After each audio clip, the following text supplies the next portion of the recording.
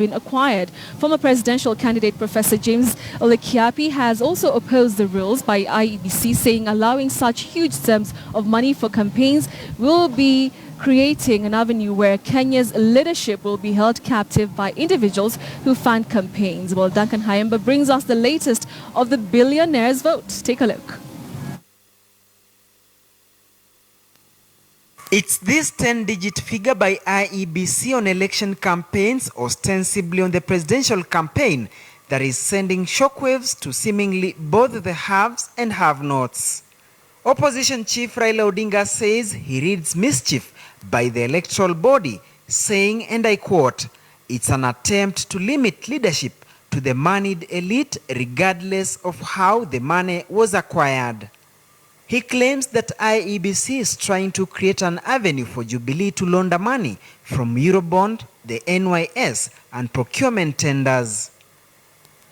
Raila maintains that the poll agency did not consult a single stakeholder and it doesn't even have structures to enforce the gazetted rules. Professor James Olekiapi, who vied for presidency in 2013 on RBK Party, has also joined the fray in castigating IEBC. Those figures are out of the window. They are not completely in tandem with the Kenyan realities. Unless you are saying that the majority of Kenyans today are billionaires. Unless you are saying only billionaires should run for president and millionaires should run for governor and the other positions. According to Kiapi, IEBC could be setting up the country to become a failed state. 5.2 billion is the sort of money that somebody can only raise if you are part of moneyed elite of a country. And even that moneyed elite, you must ask yourself, how do they get that money?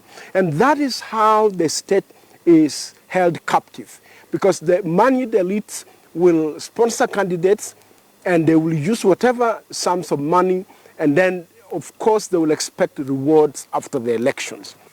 The furious professor of politics, who spent 23 million shillings in his 2013 campaign, says IEBC must de-gazette the rules, if at all it has Kenyans' interests at heart.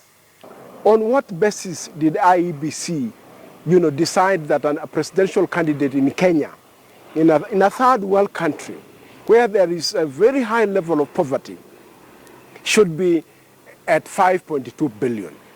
What happened to somebody who just is a good leader, somebody who has integrity, somebody who understands the issues affecting Kenyans and has no billions, or is not part of the ruling elite?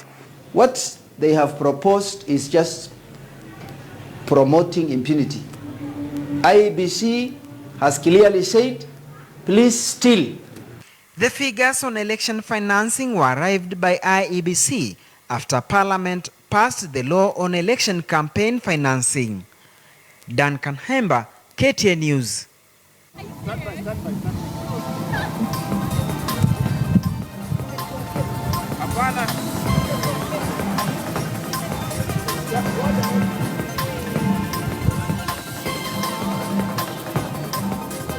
Check.